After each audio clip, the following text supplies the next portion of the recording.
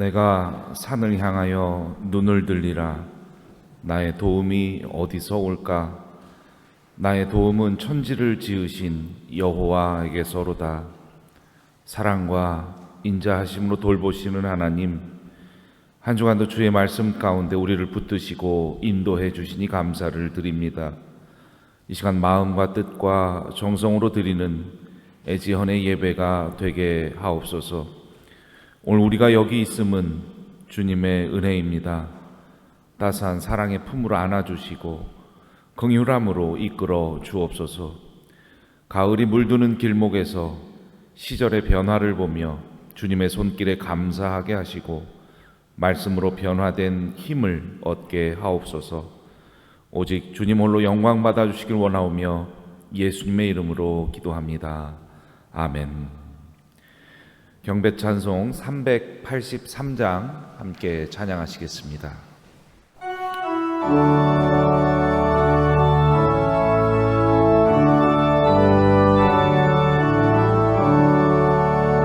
눈을 들어 산을 보니 도움 어디서 오나. 천지 지은 주 하나님 나를 도와주시네. 나의 말에 신속하게 주가 깨어 지키며 택한 백성 항상 지켜 이리 보호하시네. 도우시는 하나님이 내게 그늘 되시니 낮의 해와 밤의 달이 너를 삼지 않겠네. 내게 말해주지 않고 오늘 뭐하시나. 병의 줄이 지금부터 영영이 인도하시니.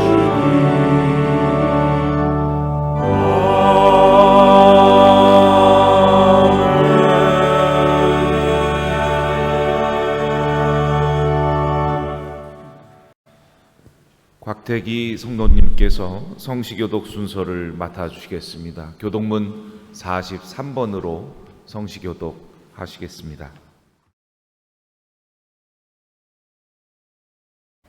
다 같이 성시교독 하시겠습니다. 여호와께서 다스리시니 만민이 떨 것이요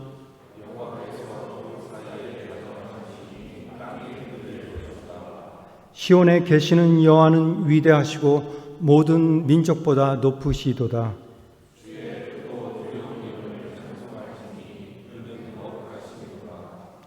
너희는 여호와 우리 하나님을 높이고 그 성사 안에서 예배할지어다.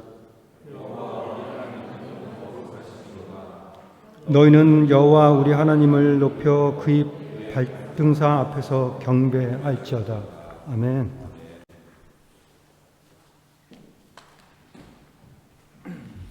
이기학 성도님께서 대표 기도해 주시겠습니다.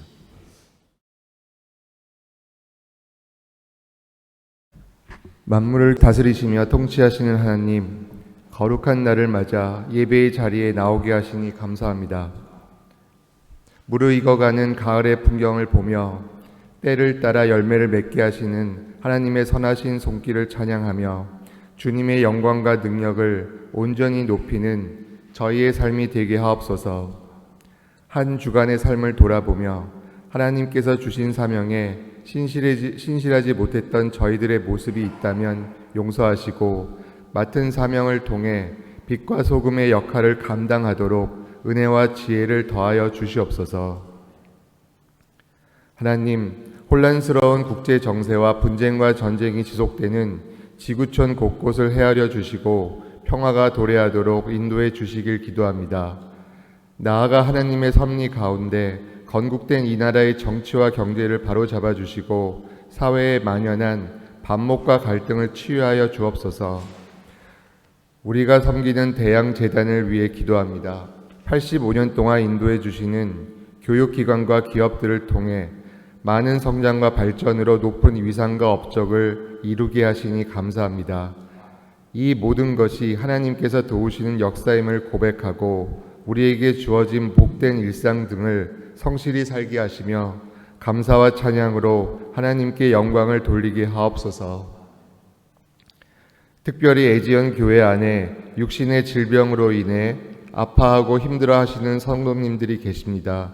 치유하시는 하나님께서 돌보아 주시고 치료의 광선으로 회복되도록 항상 도우시고 함께하여 주옵소서. 이 시간 말씀을 전하시는 이태야 교목실장님께 능력을 주셔서 하나님의 말씀을 깨닫는 지혜와 마음을 열고 말씀을 받는 은혜를 부어 주옵소서. 감동 어린 찬양으로 주님을 높이는 하늘연 성가대와 예배를 위해 헌신하고 봉사하는 모든 손길들에게 주님의 도우심과 은총이 가득하게 하옵소서. 좋으신 하나님, 애지연 교회를 통해 하나님의 나라가 확장되기를 원합니다. 진리를 바르게 알고 복음을 전하게 하옵소서. 이 모든 말씀 존귀하신 예수님의 이름으로 기도드립니다. 아멘.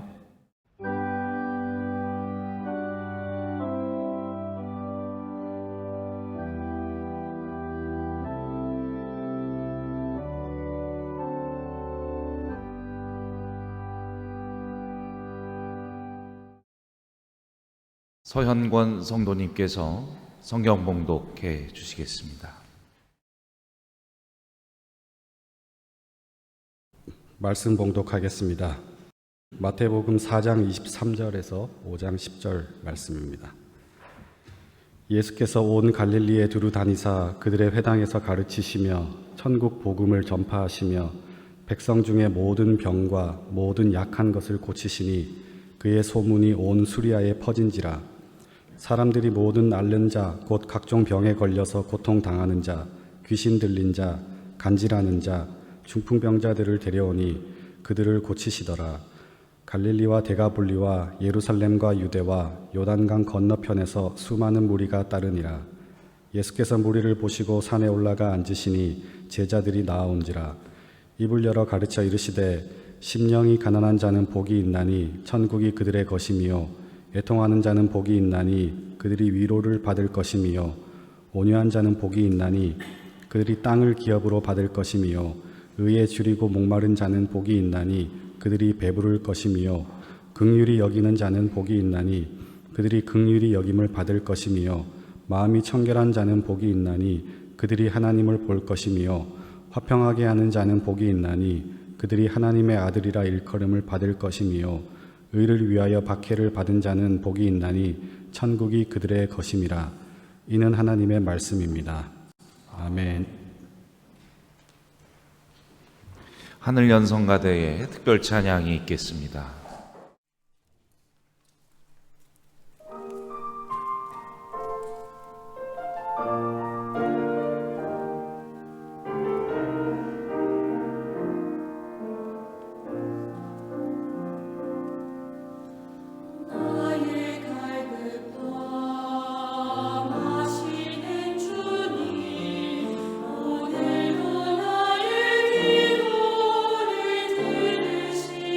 주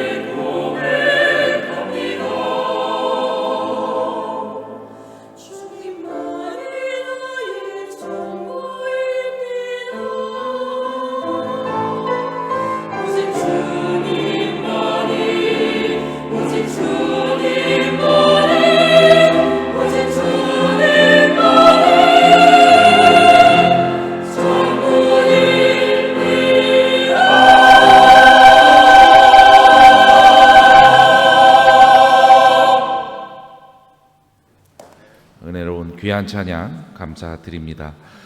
이태하 교목실장님께서 설교 말씀 전해주시겠습니다.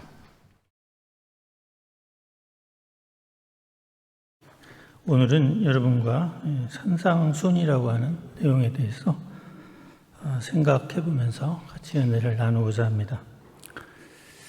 제가 신앙생활을 가장 열심히 했던 때가 언젠가 곰곰이 돌아보면 아마 미국 유학 시절이었던 것 같습니다. 거의 30대 대부분을 미국에서 보내게 됐는데, 그때 참 차를 타고 다니면서도 한국의 유명한 교회 목사님들, 그 당시엔 테이프가 굉장히 많이 나돌아다녔는데 정말 많이 들었고, 제가 출석하던 교회가 저희 사는 집에서 꽤 떨어져 있었어요. 차로 운전하고도 한 30분 정도 가야 되는데 그 교회를 새벽 기도를 다니기까지 했습니다.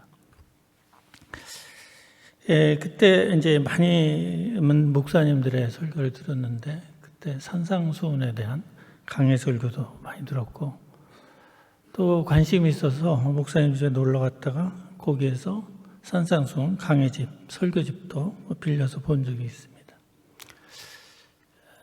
사실 저는 전공이 신학도 아니고 사실 철학인데, 아이러니컬하게 또 철학 공부할 때 신앙생활을 가장 또 열심히 했어요.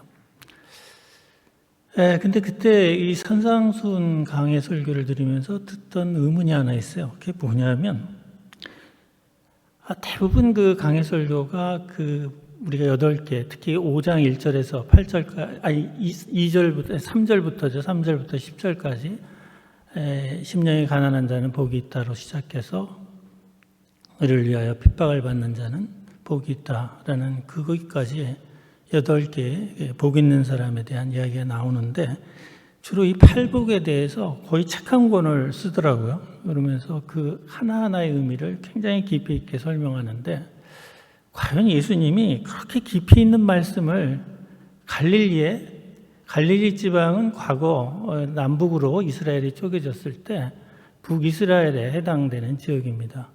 아시리아가 기원전 722년에 북이스라엘을 멸망시키고, 그 중에서도 가장 비옥한 땅, 지금 사마리아, 그러니까 유다, 지금 이스라엘 땅을 보면 가장 남쪽에 유다가 있고 가운데가 사마리아고 그 위가 갈릴리입니다.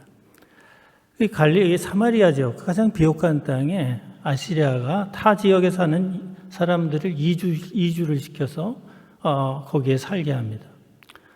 그래서 갈릴리 지역은 그래도 북이스라엘의 유민들이 그대로 남아 있었지만, 사마리아 지역, 비옥한 땅에는 타 이민족이 이사를 오게 되면서, 이주하게 되면서 피가름이 생기게 되죠. 그래서 혼혈족이 생겨납니다. 그게 바로 사마리아인입니다. 그래서 예수님 당시에는 특이한 구조가 되어 있었어요. 남유다에 유대 민족이 살았고, 또 갈릴리 쪽에, 사마리아를 가운데 두고 또 갈릴리 쪽에, 북쪽에 유대인이 살았습니다. 그리고 가운데에는 일종의 이상한 혼혈족, 이방족들이 사는 그런 구조였어요. 그래서 주로 북방의 갈릴리 지역은 땅이 그렇게 농지가 그렇게 많지 않고, 주로 많은 사람들이 갈릴리 호수 주변에 어업으로 생계를 유지했고, 적은 땅에서 나오는 농작물로 살다 보니까 가난했습니다. 또 정치적으로도 유대는 로마의 직할령이었어요. 그 직할 속주였기 때문에 세금을 로마에만 납부하면 됐지만, 갈릴리 지역은 헤롯 안티파스라고 헤롯 대왕의 아들이 여전히 분봉왕으로 통치하는 구조였어요. 따라서 세금을 분봉왕에게 내면 거기에서 로마에 내는 공물을 다시 또 내는 구조였기 때문에 사실은 세금이 더 많았습니다. 이런 갈릴리 지역의 사람들은 대부분 가난했어요. 가난했고, 가난하다 보니까 거의 대부분이 문맹이었습니다. 또 열심당이라고 있죠. 로마에 대해서 무장봉기를 척택했던 열심당도 가장 그들의 활동이 왕성했고, 그들의 무대가 바로 갈릴리 지역이었습니다. 이런 지역에서 예수님이 복음을 전파하셨는데, 오늘 제가 4장 23절부터 기록한 이유는 예수님의 산상수훈이 어떤 사람을 대상으로 주어졌는가를 알기 위해서 4장 23절부터 기록을 했습니다. 주로 보면 갈릴리 지방 사람들이 줄을 이뤘고, 데가볼리는 갈릴리 호수 건너편에 로마가 세운 10개의 헬라화된 도시들이 데가볼리 지역에 있었습니다. 그쪽 지역의 사람들, 또 갈릴리 그 위쪽 사람들, 주로 가난하고 배운 게 없는 문맹인 사람들을 대상으로 한 설교였고, 또 이 자리에는 많은 환자들이 몰려왔습니다. 근데 이런 사람들에게 그렇게 오묘하고 어려운 말씀을 과연 하셨을까 하는 것이 의문이었습니다.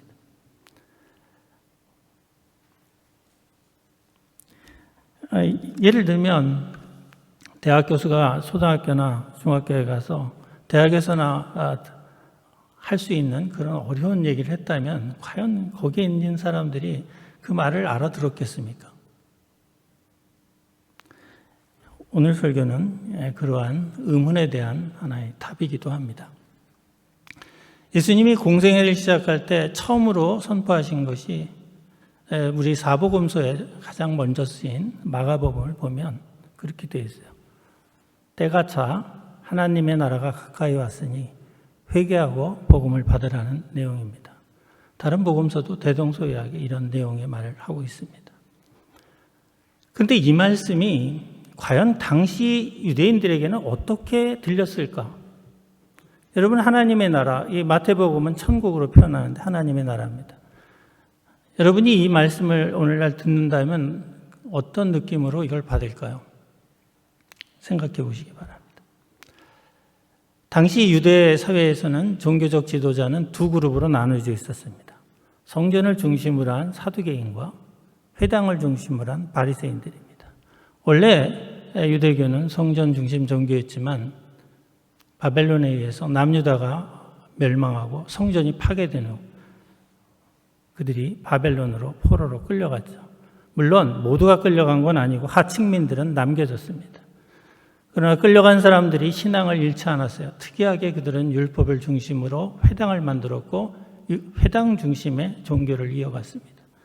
그리고 포로에서 돌아온 이후에 다시 성전을 짓고 또 성전과 회당이 공존하는 시기가 시작됩니다. 그것이 진정한 유대교의 시작이었습니다. 자, 그러다 보니까 두 개의 그룹이 종교 지도자의 두 개의 그룹이 형성되어 있었죠. 사두개인과 바리새인입니다. 사두개인이 생각하는 하나님의 나라는 이미 와 있는 거예요. 성전을 중심으로 한 종교 공동체가 바로 그들이 생각하는 하나님의 나라예요. 왜냐하면 하나님과 이스라엘 민족은 언약으로 맺어진 민족이고 하나님의 선민이거든요. 그리고 언약을 지키는 한 하나님이 그들을 버리지 않죠. 그런 점에서 그들은 이미 하나님의 나라 속에 살고 있다고 생각했습니다. 또한 바리새인의 입장에서도 마찬가지입니다. 바리새인들은 율법을 중심으로 율법을 지키는 한 그들은 하나님 나라에 살고 있는 겁니다. 이미 그들은 하나님 나라의 백성이었습니다. 그런데 사두개인과 또 바리새인들은 입장이 조금 달랐어요. 어떻게 달랐냐? 하나님 나라에 대한 견해가 달라요. 사두개인들은 하나님의 나라는 이 땅에 국한된 하나님의 나라일 뿐이에요. 죽어서 가는 하나님의 나라가 아닙니다. 그러나 바리새인들의 입장은 조금 달랐습니다. 의인들은, 즉 율법을 잘 지키다가 죽은 의인들은 최후의 종말론 때, 종말 때 하나님이 그들의 육신을 부활시켜 영원히 계속되는 하나님 나라에 영생할 수 있다는 믿음을 갖고 있었어요. 이것이 차이점입니다.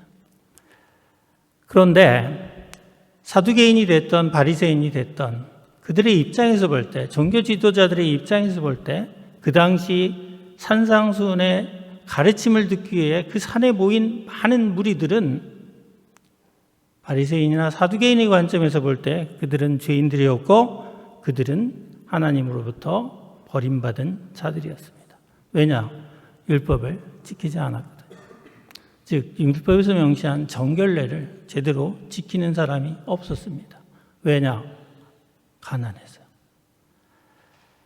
율법의 정결례는 613개 조항이나 됩니다. 그 많은 정결례들을 다 일일이 지키기가 어려웠어요.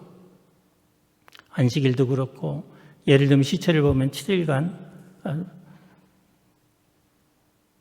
동떨어져 있어야 되고, 또 여러 가지 그 조항들이 일일이 다 지킬 수가 없었고, 또 하나 중요한 거는 우리가 구정을 탔을 경우 그것을 깨끗게 하려면 성전에 가서 속죄제를 지내야 돼요. 그럼 속죄제는 그냥 지내는 게 아니죠. 제물을 사야 됩니다. 따라서 돈이 없다 보니 지킬 수가 없었어요. 그러다 보니까 가난한 사람들은 대부분이 다 죄인이 되는 겁니다.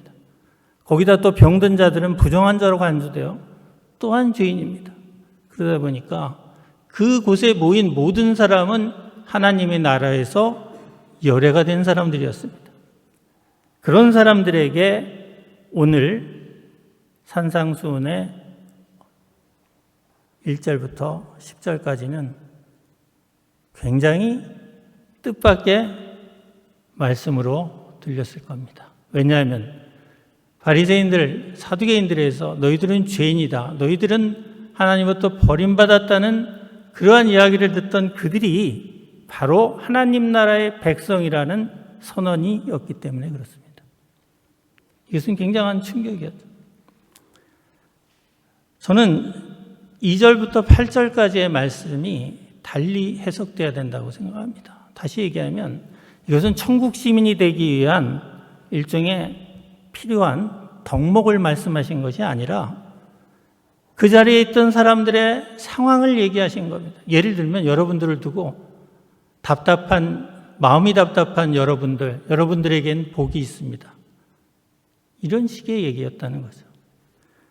그렇다면 어떻게 이것이 번역이 되어야 될까? 제가 한번 번역을 해보겠습니다. 심령이 가난한 자는 복이 있다라는 말씀은 가난의 율법을 제대로 지키지 못해 늘 하나님께 죄스러운 마음을 가진 너희들은 복이 있다. 또 가난하여 밥을 굶주리고 가난하여 병이 들어도 치료 못하고 늘 눈에서 눈물이 마르지 않는 애통하는 너희들은 복이 있다. 세 번째, 온유한 자죠. 가진 것을 빼앗겨도 정하지 않고 참고 지내는 온순한, 온유한 너희들은 복이 있다.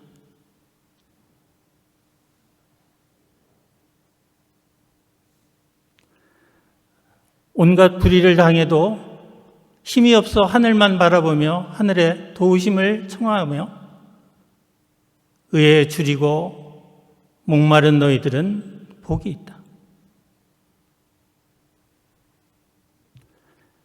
비록 가진 것이 없어도 너희처럼 가난한 사람을 보면 그냥 지나칠 수 없는 긍휼한 마음을 가진 너희들은 복이 있다. 가난하고 병들었어도 그것을 누구 탓에 돌리지 않고 참고 사는 마음이 청결한 너희들은 복이 있다.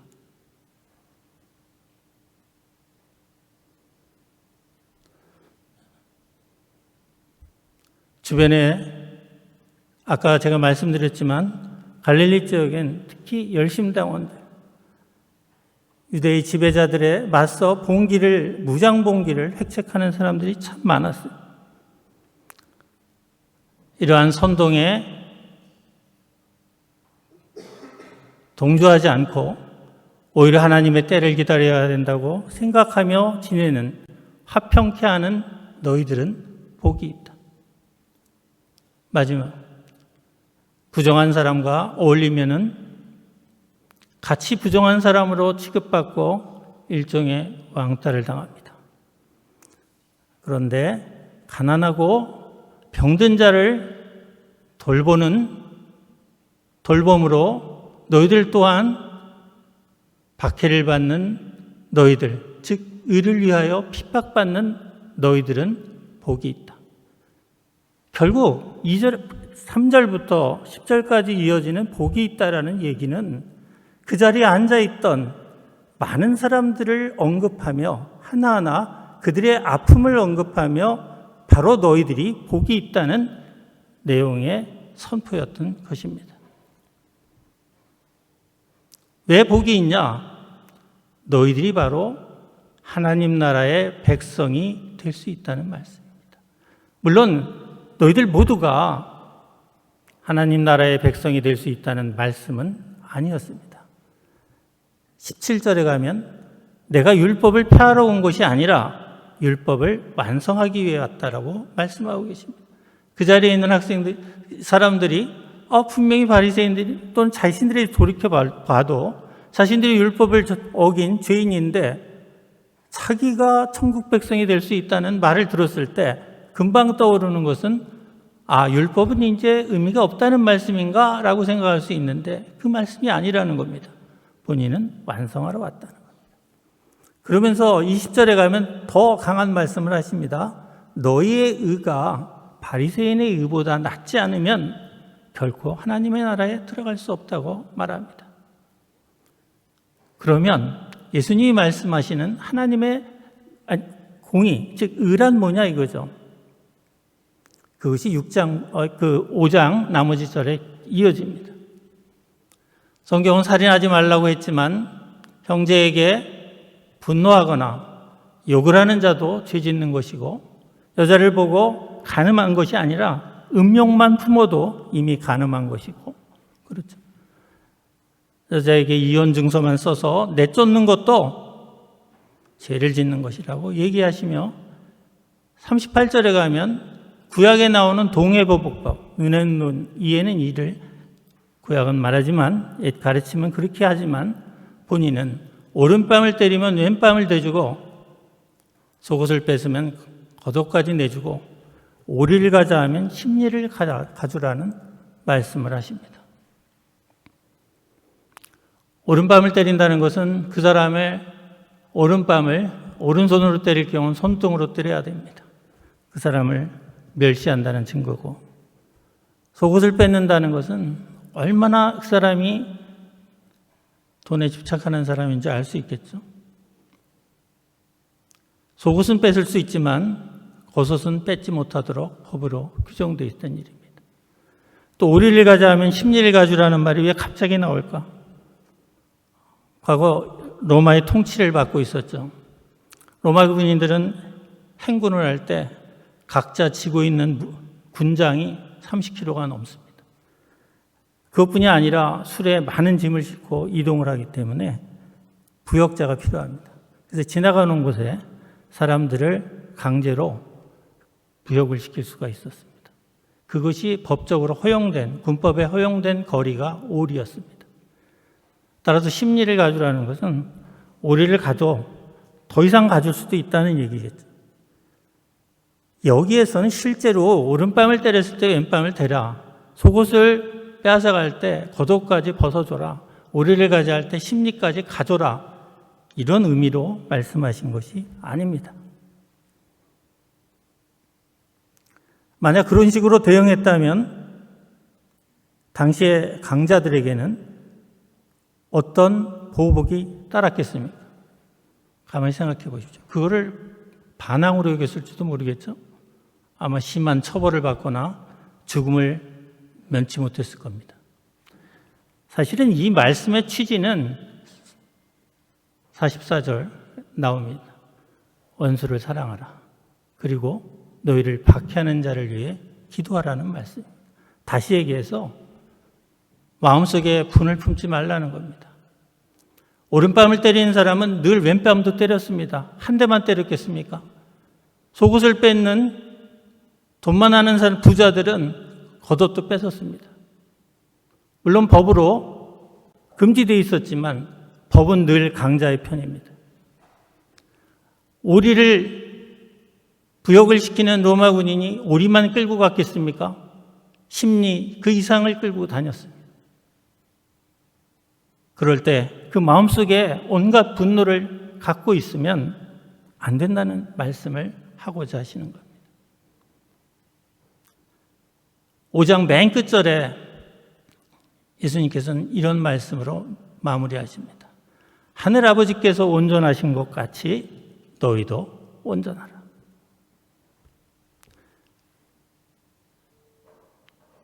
전체의 내용을 볼 때 너희 의가 바리새인의 의보다 못하면 천국에 들어가지 못한다고 할 때 그 의란 바로 마음의 사랑을 품고 사랑을 실천하며 살라는 그 말씀입니다.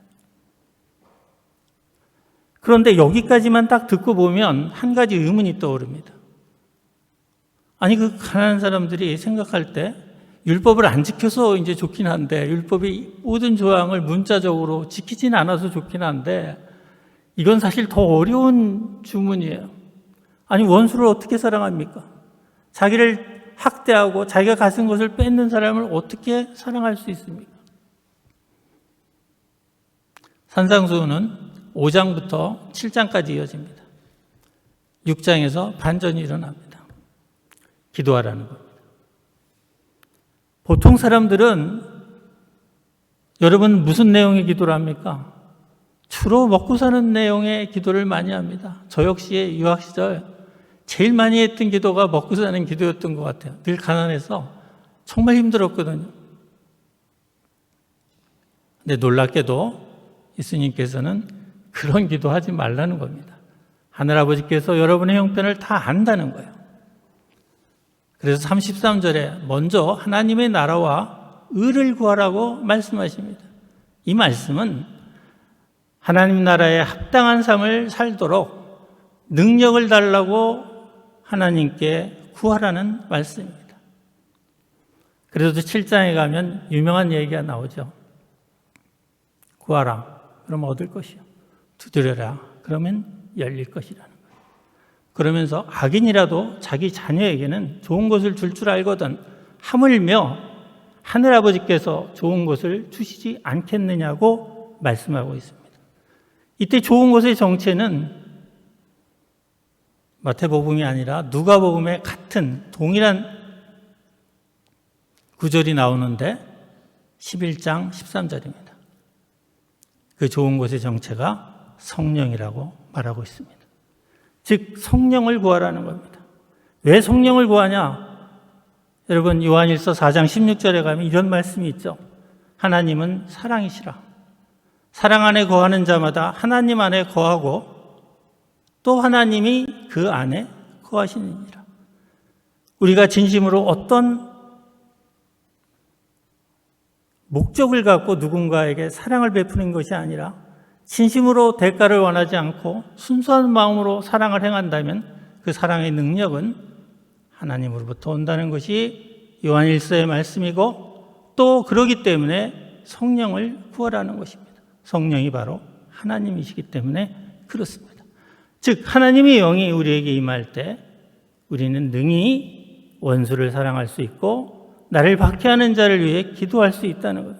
그럴 때 우리가 바로 하나님 나라의 참된 백성이 될 수 있다는 이 말씀입니다.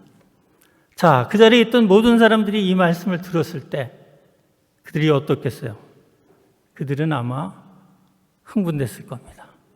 그래서 7장이 끝나고 8장 1절에 나가는 8장 1절의 말씀 기록하지는 않았지만 예수께서 산에서 내려오자 많은 무리가 그를 쫓았다고 기록하고 있어요. 산에서 병자를 고치지도 않았습니다. 기적을 행하지도 않았어요. 그저 말씀을 선포했을 뿐인데 많은 무리가 예수를 따르기 시작했습니다. 왜? 그들에겐 처음 듣는 얘기였거든요. 즉 그들이 바로 버림받았다고 생각하고 자기 인생에 더 이상 희망이 없다고 생각했던 그들에게 희망의 서광이 비치기 시작한 겁니다. 이것이 산상수훈의 전체 내용입니다. 저는 이 산상수훈을 생각할 때 이런 생각을 했습니다. 오늘날 우리가 가난하고 못 배우고 어렵게 사는 사람들은 늘 하는 버릇이 있습니다. 이 모든 것을 부모 탓, 형제 탓, 사회 탓, 나라 탓으로 돌립니다. 그러면서 하는 말이 또 공통된 게 있죠. 이것들을 바꿔야 된다는 겁니다. 바꾸어야 된다. 그런데 예수께서는 이렇게 말씀하시죠. 38절에 악을 대적하지 마라. 원수를 사랑하고 너를 박해하는 자를 위해 기도하라고 말합니다. 흔히 오른밤을 때리면 왼밤을 대주고 겉옷을 빼주면 속옷을 덧주고 오리를 가져가면 심리를 가주라는 것을 비폭력 저항을 말씀하신 거라고 얘기합니다. 그들의 부당함을 만천하에 공포하라는 거예요. 그리고 폭력이 아닌 우저항으로, 그러니까 저항으로, 폭력이 없는 저항으로 대항하라는 그런 식의 말씀을 하셨다고 얘기하지만 제가 볼 때는 아닙니다. 왜냐하면 비폭력 저항도 악의 세력이 강하게 그들을 비판하고 폭력으로 대응할 때 비폭력 저항자들도 마음속에 분노를 쌓아가게 됩니다. 결국 비폭력 저항자들이 승리하게 될 경우 그 분노는 폭발하여 이제는 탄압받던 자들이 탄압하는 자로 돌변합니다. 인간성은 변하지 않습니다. 우리는 수많은 사례를 보죠. 비폭력 저항 운동을 통해 권력을 잡은 자들이 어떻게 타락하고 또 다른 탄압자가 되는 걸 우리는 역사적으로 수많은 사례를 봅니다. 가까이에서도 보고 멀리서도 봅니다.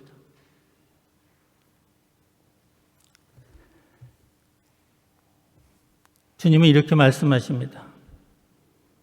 바꿔야 될 것은 세상이 아니라 바로 너 자신이라는 겁니다. 복음은 우리 자신을 바꿀 것을 우리에게 요구하고 있습니다. 우리 자신을 바꾸라는 거예요. 생각해 보세요. 우리 다 자녀를 키우지만 자녀를 내 마음대로 바꿀 수 있습니까? 내가 같이 사는 내 배우자를 바꿀 수 있습니까?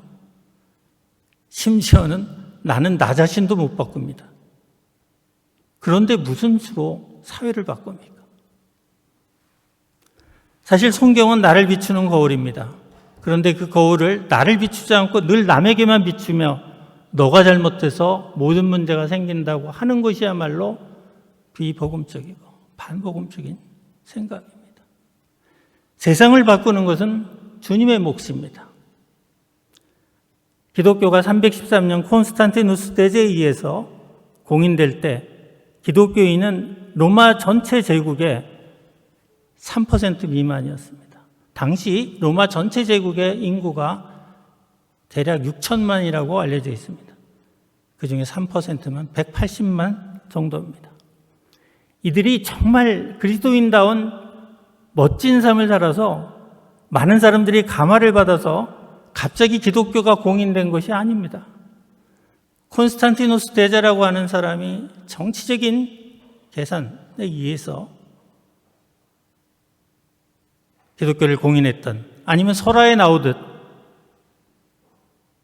전쟁에 나가기 전에 하나님께서 꿈에 나타나 십자가를 그리고 나가 싸우라는 그 계시의 영향을 받아서 그랬던 어느 것이든 콘스탄티누스 대제 한 사람의 마음의 변화가 결국은 로마 제국을 그리스도의 국가로 만들었습니다. 13세기 유럽이 몽골의 침략에 의해서 완전히 초토화되기 직전에 어느 순간 몽골군이 순식간에 사라져 버렸습니다. 하나님께서 오고타이 칸의 목숨을 거두어 가자 대칸을 뽑기 위해서 모든 군사령관들이 본국으로 돌아가야 됐습니다. 따라서 철수하게 됐습니다. 공산주의가 세상을 바꾸자고 나왔지만 무수한 사람의 목숨을 뺏었습니다. 혁명을 한다고. 그러나 세상이 바뀌었습니까? 지금은 공산주의 자체가 사라질 위기에 처해 있습니다. 남북전쟁을 승리로 이끌었고 노예해방을 이끈 에이브라함 링컨은 전쟁 종료 직후 딱 6일 만에 암살당했습니다. 굉장히 가슴 아픈 일이지만 에이브라함 링컨의 죽음은 남북 간의 대립을 완화시키고 남북이 또다시 전쟁의 소용돌이에 빠지지 않도록 하는 절묘한 사건이 됐습니다. 사실 링컨은 전쟁의 승리를 이끈 승리자일 뿐만이 아니라 남북 화해의 희생양이기도 했습니다. 하나님께서는 그와 같은 역사를 통해 오늘날 미국을 만드셨습니다. 우리가 세상을 바꾼다고 생각하지 마십시오. 그것은 하나님의 전적인 몫입니다. 우리는 우리가 해야 할 일은 우리 자신을 바꾸는 일입니다. 이를 위해 날마다 우리가 하나님께 무릎 꿇고 기도해야 합니다. 기도하시겠습니다. 하나님 감사합니다. 모든 것이 부족한 저를 주님께서 붙잡아 주시고 주님의 귀한 말씀을 증거케 해주셨습니다. 제가 잘못 전한 말씀이 있다면 우리 예전교회들 마음속에 잊혀지게 하시고 오직 하나님의 말씀만 그들의 마음 깊은 곳에 자리 잡게 하시고 그들의 삶을 그 말씀으로 인해 변화시켜 주시옵소서. 오늘 하루도 주님께서 온전히 저희들 예전교회들을 지켜주실 줄 믿고 이 모든 말씀 예수님의 이름으로 기도합니다. 아멘. 네, 은혜와 도전을 주시는 귀한 말씀 감사합니다. 이 시간은 헌금 봉헌 및 헌금 기도 순서입니다. 윤상빈 성가대원의 특송 후에 송기석 성도님께서 드려진 예물을 위해 봉헌 기도해 주시겠습니다.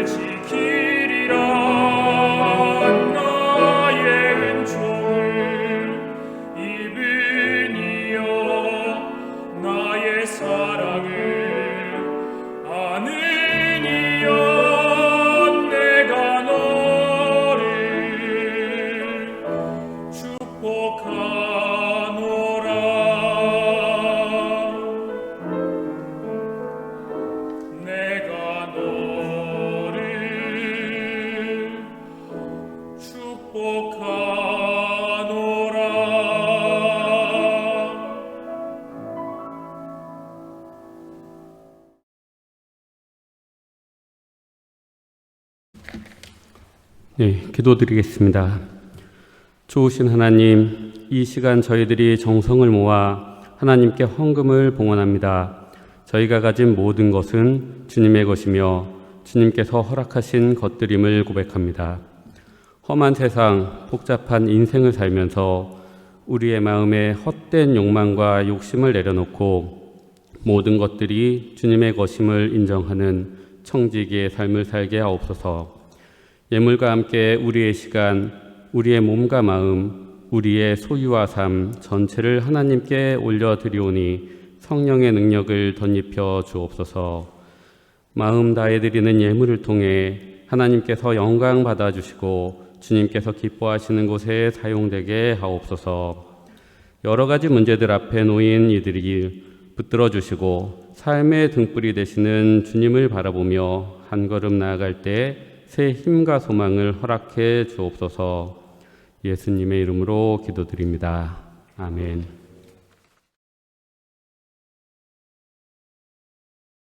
네, 10월 셋째 주 애지연교회 예배에 참석해 주셔서 감사드립니다.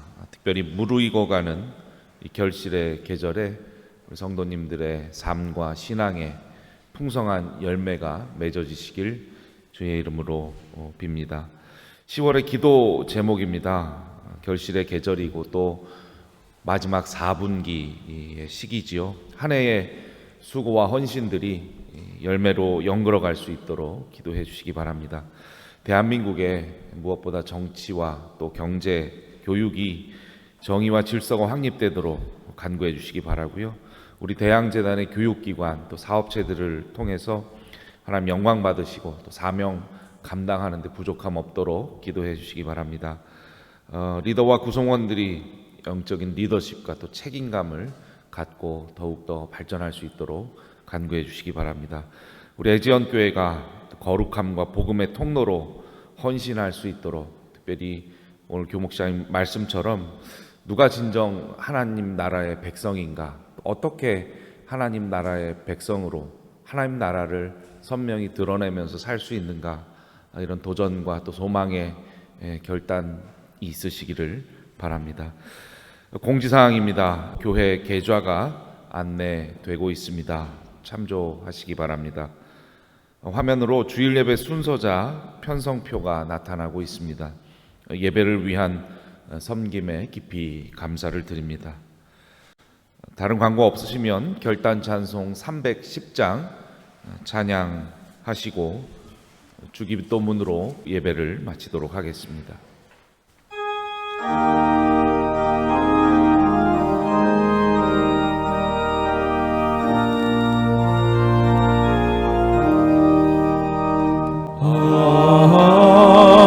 하나님의 은혜로 있을 데 없는 자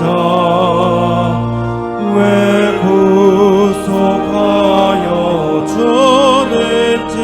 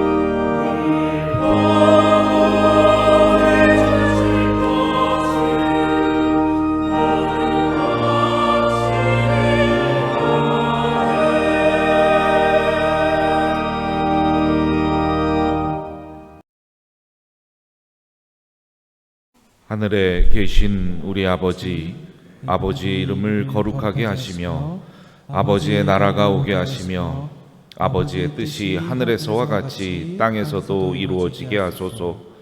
오늘 우리에게 일용할 양식을 주시고 우리가 우리에게 잘못한 사람을 용서하여 준 것 같이 우리 죄를 용서하여 주시고 우리를 시험에 빠지지 않게 하시고 악에서 구하소서.